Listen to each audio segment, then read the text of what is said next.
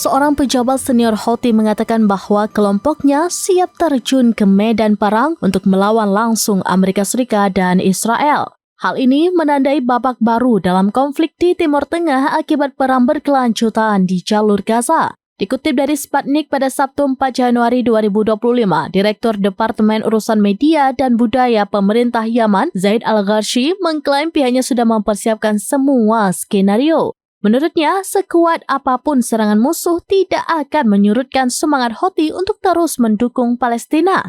Itulah sebabnya militan Yaman punya pendirian teguh dalam melawan Zionis dan sekutunya meski berulang kali diserang.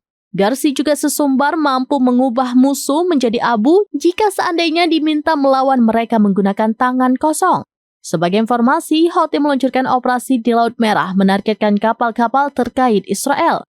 Pentagon bersama sekutunya, Inggris kemudian meluncurkan serangan udara ke Yaman sebagai respon. Saling serang kedua kubu ini masih berlanjut hingga saat ini.